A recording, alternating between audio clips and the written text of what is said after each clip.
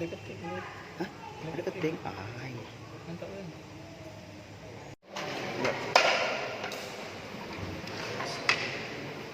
Assalamualaikum warahmatullahi wabarakatuh.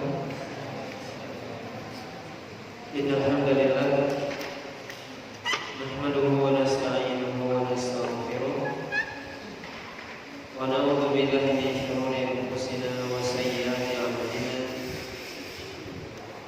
May yahdihillahu fala mudilla lahu wa may yudlil fala hadiya lahu. Asyhadu an la ilaha illallah wahdahu la syarika lahu wa asyhadu anna Muhammadan abduhu wa rasuluh alladzi la rasula wa la nabiyya ba'dahu. Ya ayyuhalladzina amanu taqullaha haqqa tuqatih wa la tamutunna illa wa antum muslimun. Amma ba'd. Bapak dan Ibu kaum muslimin dan kaum muslimat yang dirahmati Allah Subhanahu wa taala.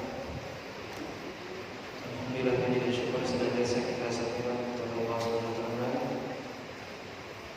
Salawat dan salam kita sampaikan kepada Rasulullah sallallahu alaihi wasallam dan juga kepada keluarga beliau, para sahabat, para tabi'in serta orang-orang mukmin yang senantiasa kita bersama dia. Pada malam hari ini kita lanjutkan pembahasan dari pembahasan kitab Sahih Muslim. Masih dalam kitab yang kedua, yang kita mau bab yang ke-62, yaitu bab at-tayammum. Bab at-tayammum, hadis yang ke-814 dari kitab Sahih Muslim, atau hadis 108 dari kitab Al-Quran.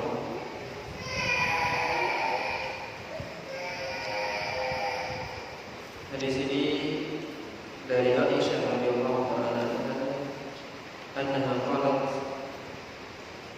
kharajna ma'a Rasulillah sallallahu alaihi wasallam fi ba'di asfarihi hatta idza kunna bil baidat aw bi dhatil jaysh inqata'a ihdul li fa aqama Rasulullah sallallahu alaihi wasallam ala iltimasihi wa aqama an-nasu ma'ahu wa laysa ala ma'in wa laysa ma'ahu ma'un fa ata an-nasu ila Abi Bakar fa qalu ala tara ila ma sana'at Aisyah. Aqamat bi Rasulillah sallallahu alaihi wasallam wa bin nasi ma'ahu wa laysa ala ma'in wa laysa ma'ahu ma'un. Fa ja'a Abu Bakar wa Rasulullah sallallahu alaihi wasallam wadi ra'sahu aw wadi ra'sahu ala fakhri qad nam. Faqala habasti Rasulullah sallallahu alaihi wasallam wan nasa laysu ala ma'in wa laysa ma'ahu ma'un. Qalat fa'atabani Abu Bakar faqala ma syaa Allah an yakun wa ja'ala yadmanu fi yadi wa ja'ala yadmanu fi yadihi fi khasirati fala yamna'uni min at-taharruki illa makan Rasulillah sallallahu alaihi wasallam ala fakhidhi. Fanama Rasulullah sallallahu alaihi wasallam hatta asbaha ala ghairi ma'in fa anzalallahu ayat at-tayammum fatayammamu.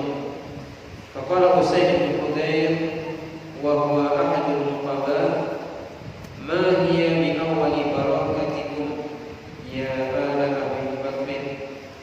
Qalat Aisyah faba'athna al-ba'ir alladhi kuntu alayhi fawajadna al-ihda tahtahu. Hadis ini dari Aisyah radhiyallahu ta'ala anha. Beliau mengatakan bahwasanya kami keluar bersama Rasulullah SAW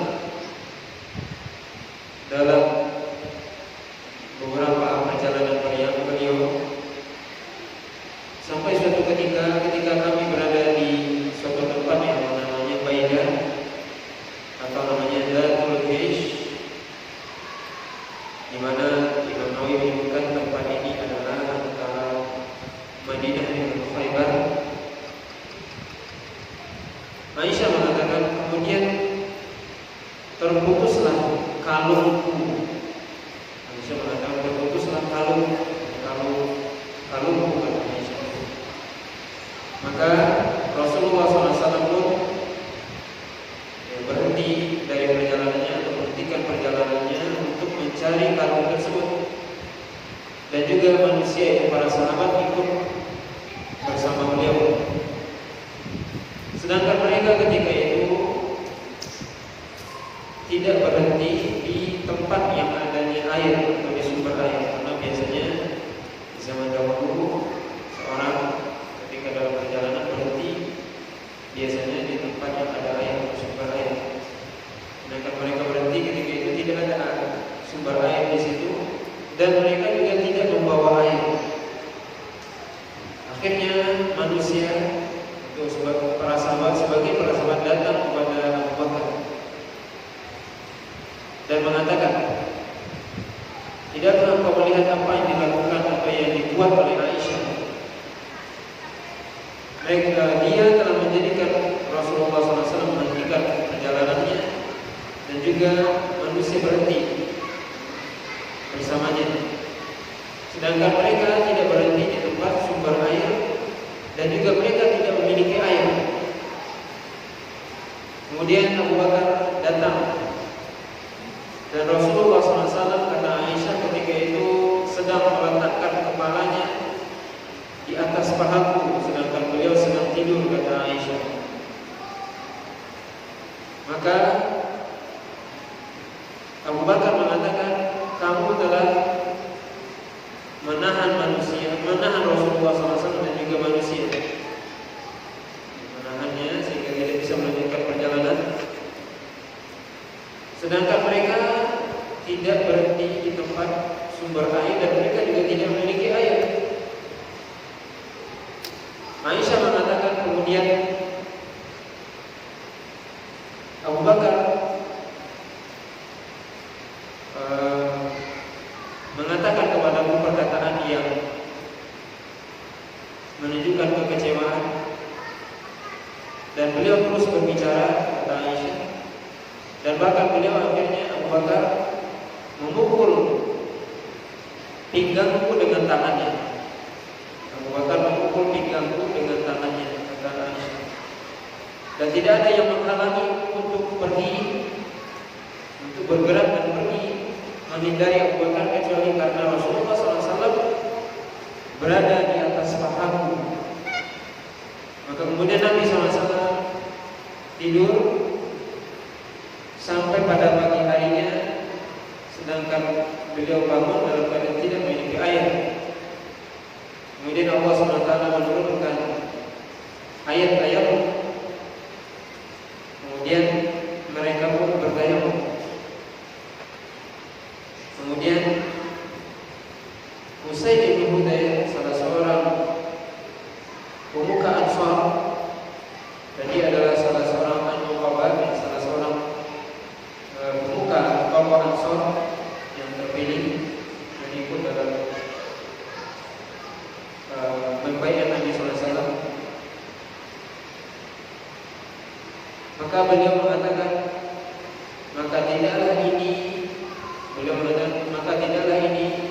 ini bukanlah yang pertama kali dari keberkahan engkau, wahai keluarga Abu Bakar. Maka Aisyah mengatakan, kami pun pergi, atau unta yang aku tunggangi, kata Aisyah, pun berdiri. Kemudian ternyata kalung itu berada di bawahnya.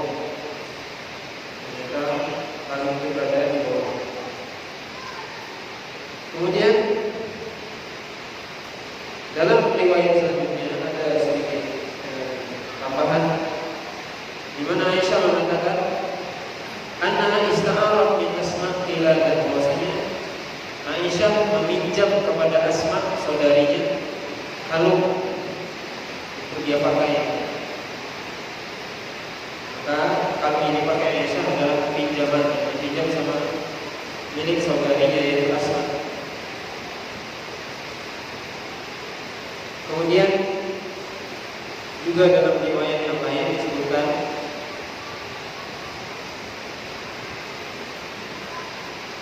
hadis selanjutnya yaitu dari Syafi'i seorang tabi'in beliau mengatakan qala kuntu jalisan ma'a Abdillah wa Abi Musa faqala Abu Musa ya Aba Abdurrahman ara'aita law anna rajulan ajnaba falam yajid al-ma'a syahra kaifa yasna'u bis-shalah faqala Abdullah la yatayammam wa in lam yajid al-ma'a syahra faqala Abu Musa fakaifa bi hadhihi al-ayat fi surati al-Maidah falam tajidu ma'an fatayammamu sa'idan tayyiban faqala yaitu surah al-Maidah ayat 6 faqala Abdullah law rutiya salahu fi hadhihi al-ayat la awshaka ila barada al-ataini ma ayyatayammamu bis-sa'id faqala Abu Musa li Abdillah alam tasma' qawla Ammar ba'athani Rasulullah sallallahu alaihi wasallam fi hajatin fa'ajnabtu walam ajid al-ma'a fatamarraqtu fi as-sa'id kama tamarraqa ad-daba thumma ataitu an-nabiy sallallahu alaihi wasallam fadzakartu dhalika lahu faqala innama yakfika an taqula bi yadayka hakadha thumma daraba bi yadayhi al-ardha darbatan wahidah thumma masaha ash-shimal 'ala al-yamin wa dhahiru kaffayhi wa wajhahu faqala Abdullah awalam tara Umar lam yamna biqali Ammar. Dari Syafi'i beliau mengatakan bahwasanya aku duduk bersama Abdullah yaitu Abdullah bin Mas'ud dan Abu Musa yaitu Abu Musa al-Asy'ari. Kemudian Abu Musa berkata kepada Abdullah bin Mas'ud, "Ya Aba Abdurrahman, wahai Aba Abdurrahman yaitu Abdullah bin Mas'ud. Bagaimana menurut pendapat kau kalau seandainya ada seorang laki-laki dalam keadaan junub sedangkan dia tidak mendapati air selama 1 bulan, bagaimana dia sholat?" Maka Abdullah mengatakan dia tidak bertayamum walaupun dia tidak mendapati air selama 1 bulan. Abu Musa mengatakan bagaimana dengan ayat surat Al-Maidah di mana Allah SWT mengatakan jika kalian tidak mendapati air maka bertayamumlah dengan debu yang suci. Maka Abdullah bin Mas'ud mengatakan kalau diberikan rukhsah atau keringanan dalam ayat ini maka sungguh kalau seandainya mereka merasakan bahwasanya air itu dingin maka mungkin mereka boleh bertayamum dengan debu. Maka Abu Musa mengatakan, tidakkah engkau mendengar perkataan Ammar bin Yasir, di mana beliau mengatakan Rasulullah SAW telah mengutusku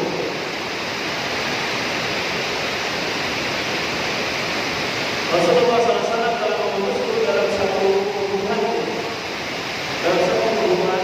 atau keperluan, maka kemudian aku junub dan aku tidak mendapati air, maka aku berguling di tanah sebagaimana bergulingnya hewan. Kemudian aku datang kepada Nabi SAW dan aku menyebutkan hal tersebut. Maka beliau mengatakan cukup bagi engkau, yaitu engkau cukup dengan, kemudian beliau mengatakan cukup dengan seperti ini. Beliau memberikan isyarat dengan kedua tangannya, yaitu dengan mengumpulkan kedua tangannya ke tanah 1 kali kuat, kemudian dia mengusap tangan kirinya dengan tangan kanannya atau tangan kanannya dengan tangan kirinya, kemudian mengusap tangannya dan wajahnya.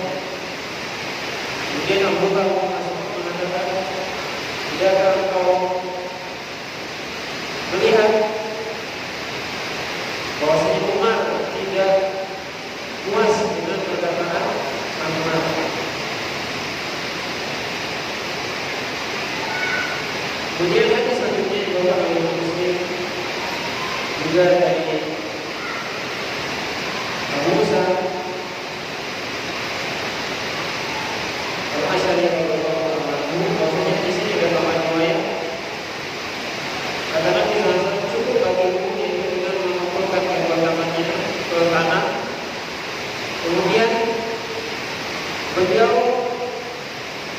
nampaknya dia dari artinya menentukan tangannya, kemudian mengusapkan wajah dan kedua telapak tangannya. Begitu juga hadis selanjutnya yang dibawakan oleh Muslim, yaitu hadis dari Abdurrahman bin Hamzah dari bapaknya, bahwasanya seorang laki-laki mendatangi rumah. Kemudian laki-laki tadi mengatakan, sungguhnya aku dalam keadaan junub, sedangkan aku tidak mendapati air. Maka Umar mengatakan, janganlah kamu sholat.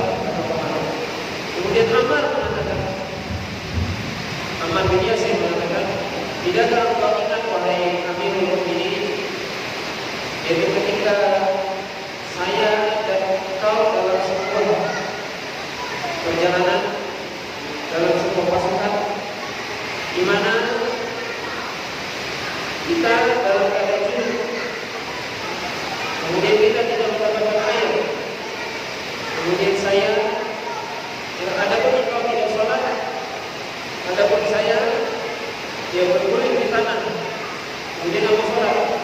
Kemudian Nabi SAW mengatakan, cukup bagi engkau dengan mengumpulkan kedua tanganmu di tanah atau di bumi, kemudian engkau tiup, kemudian engkau usap keduanya dengan keduanya wajah dan kedua tanganmu. Kemudian Umar mengatakan, bertakwalah, ittaqillah ya Ammar, bertakwalah pada Allah wahai Ammar. In syi'ta la tuhaddithni, kata Ammar, kalau seandainya engkau mau, aku tidak akan memberitahukannya hadis ini, wahai Umar.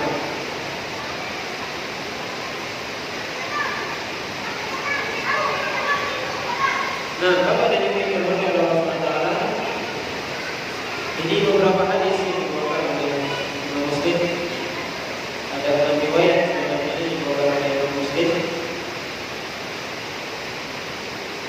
yang berkaitan dengan bab tayammum. Di mana hadis yang pertama adalah kisah ibunda kita Aisyah radhiyallahu taala anha, di mana beliau mengatakan bahwa beliau dalam sebuah perjalanan berhenti di sesuatu tempat yang namanya Baidah atau Ghadir Jaish, antara Khaybar dengan Madinah ketika itu. Berhenti karena kalungnya jatuh. Dalam riwayat tadi disebutkan bahwa kalung ini dipinjam oleh saudarinya Asma binti Abi Bakar. Maka faedah dari hadis ini bisa kita ambil pelajaran bahwasanya seorang wanita boleh dia meminjam kalung saudarinya untuk berhias kepada suaminya. Di sini Aisyah meminjam kalung saudarinya yaitu Asma binti Abi Bakar untuk bisa menemani Nabi dalam perjalanan. Maka boleh seorang wanita meminjamkan atau meminjam kalung saudarinya. Begitu juga seorang wanita boleh meminjamkan kalungnya kepada saudarinya.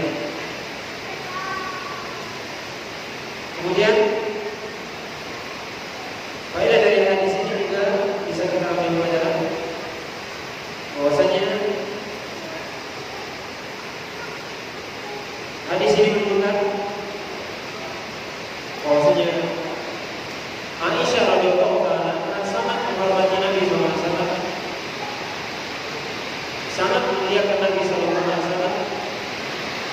Ketika datang kepada beliau Abu Bakar yang mengungkapkan kekecewaannya karena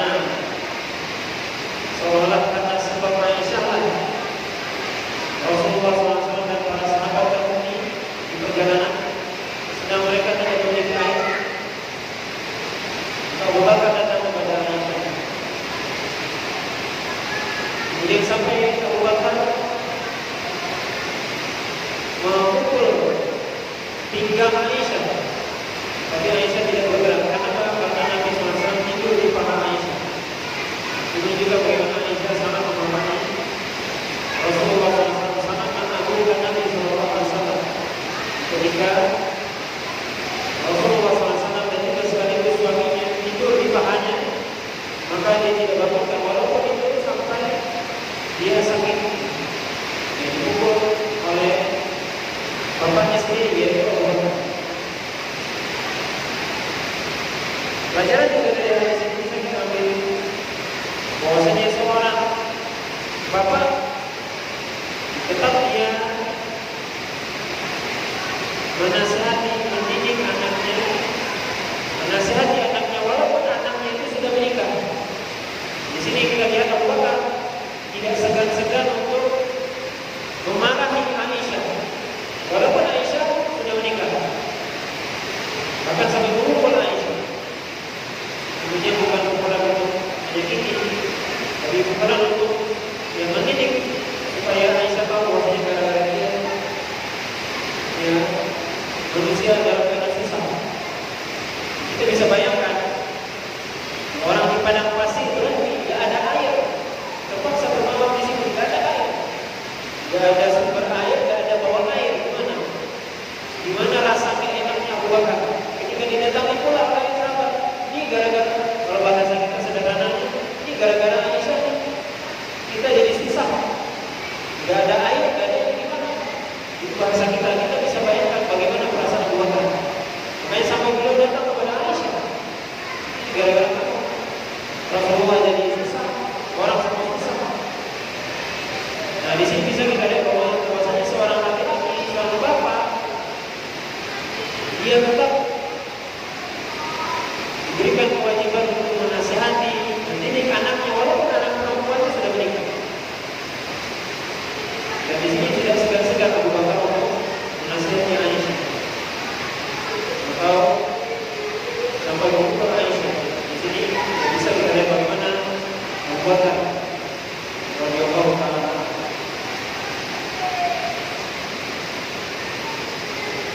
Dan di sini kita lihat bagaimana sederhananya rumah tangga Nabi SAW.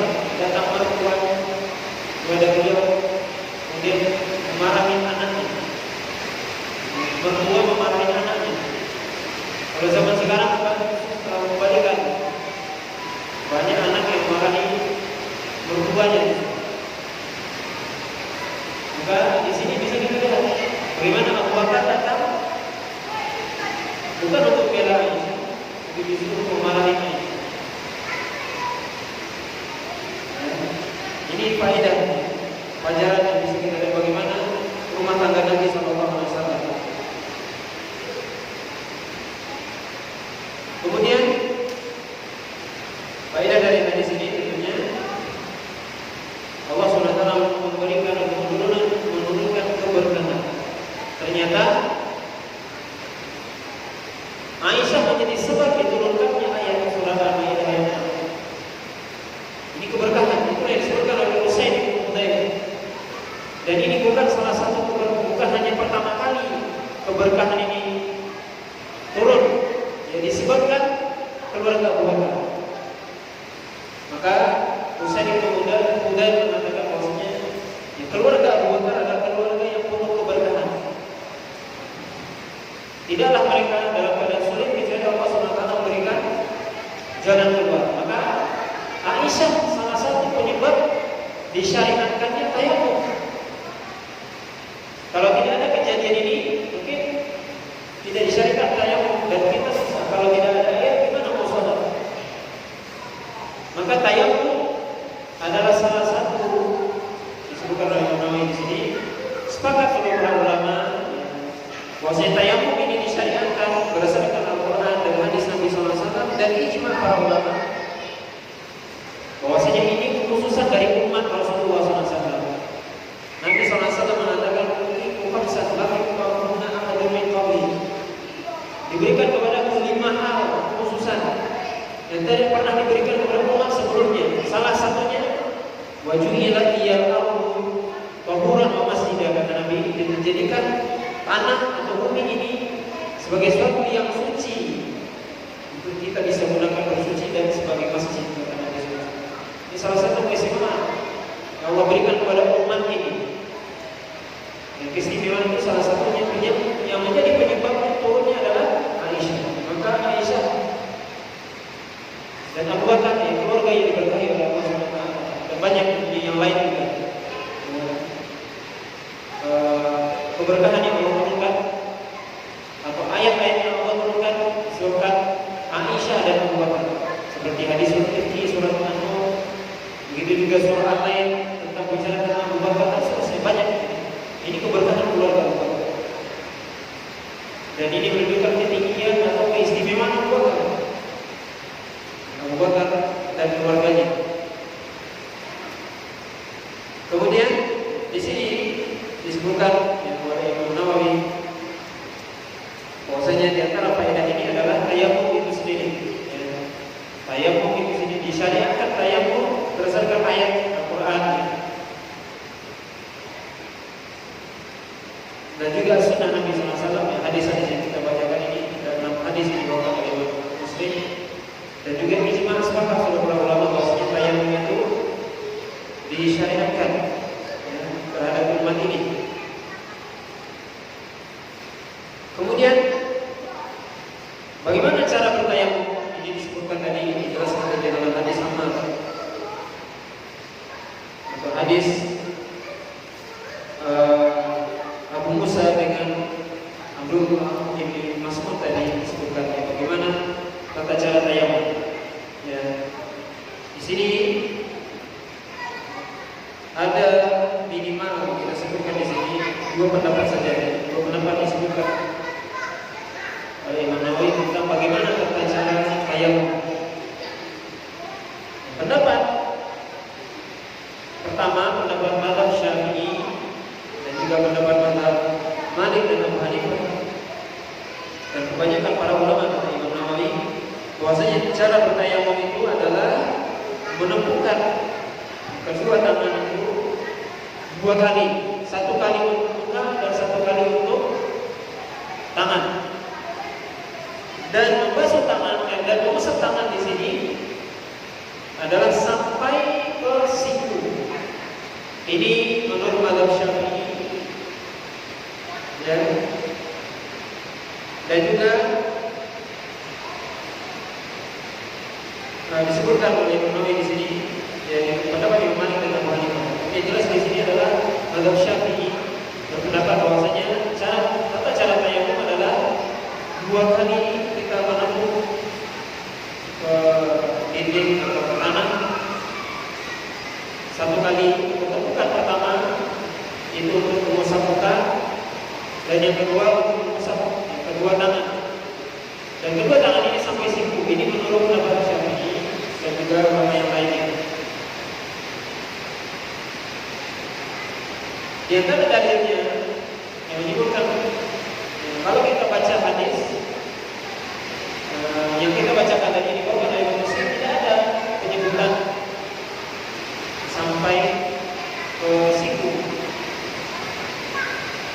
Jadi salah satu dalil bahwa mazhab Syafi'i adalah mengkiaskan tangan itu dengan berwudu, karena berwudu itu kita membasuh tangan sampai siku. Maka dikiaskanlah ketika tayamum kepada membasuh tangan ketika berwudu. Disebabkan karena yang mereka mengatakan bahwasanya ayat ketika tayamum yang mengatakan wamsahu bi ru'usikum wamsahu bi wujuhikum wa aydikum, maka usaplah wajah dan tanganmu, ayat itu mutlak. Sedangkan ayat dalam surah dalam Allah SWT mengatakan wamsahu wujuhakum wa aydikum ila marafiq, basuhlah mukamu dan tangan sampai siku. Maka dalam ayat itu disebutkan sampai siku. Maka ini ayat ini ditakwil atau dibatasi sampai siku. Maka ulama Syafi'i mengatakan mengusap ketika tayamum sampai ke siku, diikuti ayat wudu. Ini pendapat pertama. Pendapat kedua adalah pendapat mazhab Imam Ahmad. Pendapat ulama yang lainnya juga Al-Auza'i, Ishaq bin Rahawayh, Ibnu Munzir dan kebanyakan ahli hadis. Mereka berpendapat bahwasanya bertayamum itu cukup dengan satu kali kita memukul tanah, cukup satu kali untuk mengusap muka dan tangan cukup hanya sampai pergelangan tangan, tangan bagi batin atau luarnya, maksudnya bagi tangan, bagi dalam dan bagi luarnya, punggung tangan dan bagi dalam. Ini pendapat yang kedua. Itu pendapat Imam Ahmad dan juga ulama yang lainnya berpendapat bahwasanya ketika tayamum cukup satu kali bukan atau satu kali kita memukul tangan dengan kita mengusap muka dan kedua tangan kita sampai pergelangan tangan saja. Dalilnya apa? Tentunya dalilnya ayat dalam Al-Quran mutlak. Ketika Allah SWT mengatakan wamsahu biwujuhikum wa aydikum, maka usaplah wajah dan tanganmu. Maka dalam ayat tayamum tidak disampaikan, tidak dikatakan sampai kepada siku, cuma dikatakan usaplah muka dan tangan. Maka kata tangan ketika dimutlakan maksudnya adalah sampai pergelangan tangan ketika dimutlakan. Kemudian dalil yang kedua adalah hadis-hadis ini. Itu hadis Ammar bin Yasir yang tadi kita sebutkan dengan jelas. Tadi disebutkan bahwasanya darbatan wahidah, bahwasanya cukup mengusapnya dengan satu kali tukan dan kemudian mengusap muka dan kedua tangan. Maka ini bisa kita lihat perbedaan pendapat para ulama dalam hal ini. Pendapat yang kedua mengatakan dalilnya adalah Al-Quran, umuman ayat dalam ayat tayamum, kemudian juga hadis ini hadis Ammar bin Yasir.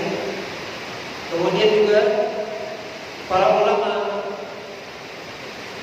mengatakan juga bahwasanya tayamum itu tidak sama dengan berwudu.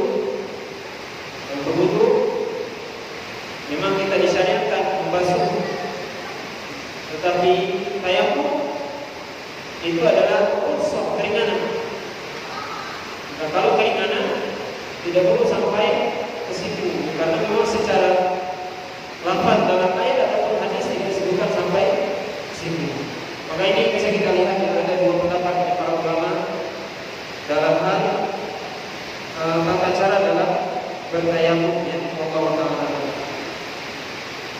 Kemudian Imam Nawawi mengatakan bahwasanya sepakat para ulama bahwasanya tayamum ini disyariatkan kepada orang yang berhadas kecil dan juga orang yang berhadas besar. Orang yang berhadas kecil ataupun orang yang berhadas besar, baik itu dia dalam keadaan junub atau wanita yang baru selesai haid ataupun nifas, kemudian dia tidak mendapati air, tidak ada air, maka disyariatkan bagi dia untuk bertayamum. Jadi sepakat seluruh para ulama. Sebagaimana tadi dalam hadis Ammar bin Yasir beliau mengatakan bahwasanya saya dalam keadaan junub, kemudian beliau berguling di tanah sebagaimana hewan. Kemudian beliau sampaikan kepada Nabi, kata Nabi tidak perlu seperti itu, cukup kamu mengusap tangan dan muka, cukup kata Nabi. Maka itu, maka tayamum ini disyariatkan sebagai pengganti wudu, yaitu untuk mengangkat hadas besar dan hadas kecil. Kemudian kalau seandainya seorang yang bertayamum kemudian dia mendapati air, maka para ulama menjelaskan, sepakat juga para ulama bahwasanya seorang itu batal tayamumnya. Maka dia harus wudu, atau kalau dia tadinya dia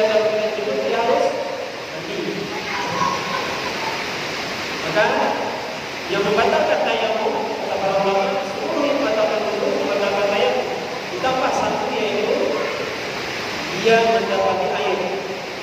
Maka seorang yang telah mendapati air batal wudunya, batal tayamumnya, maka dia berwudu dan harus mandi kalau seandainya sebelumnya dia dalam keadaan junub atau berhadas besar.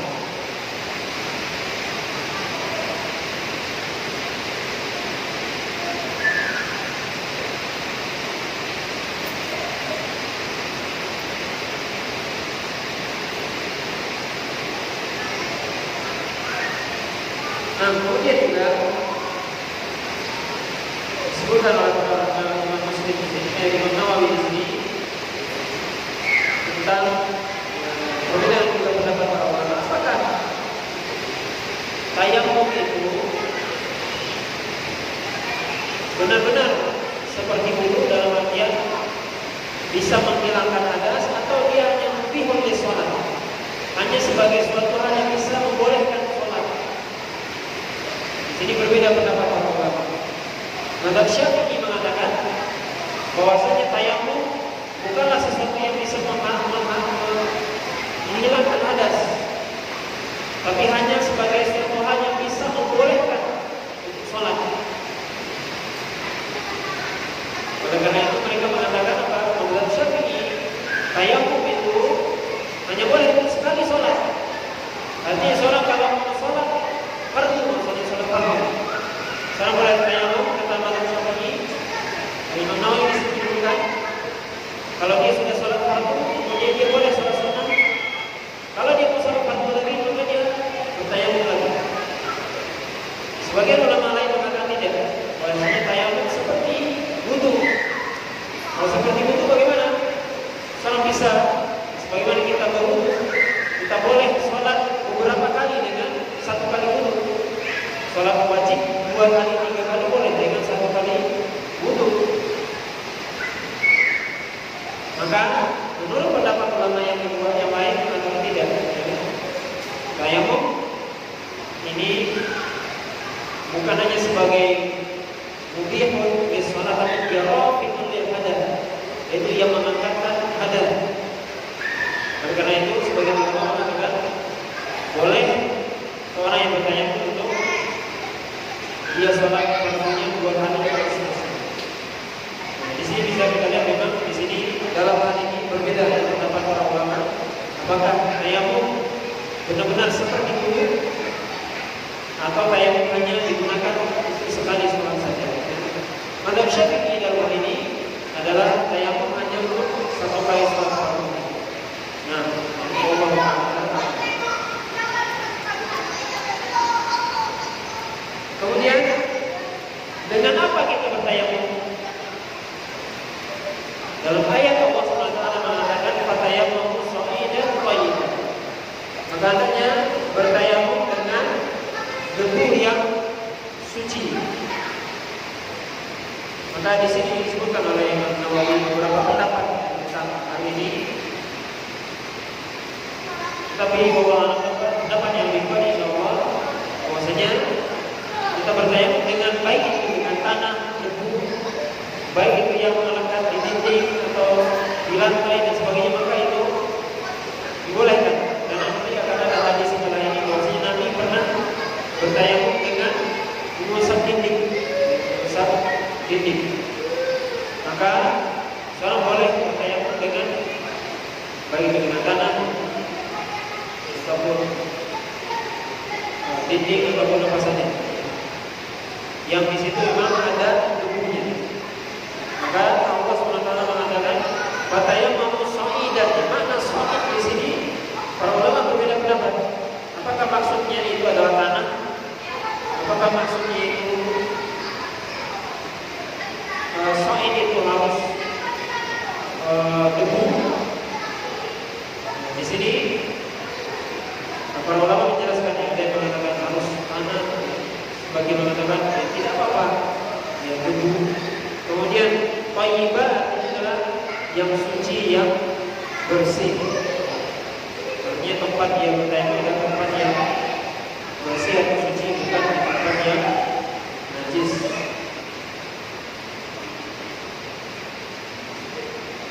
Nah, Bapak dan Ibu muslimin dan muslimat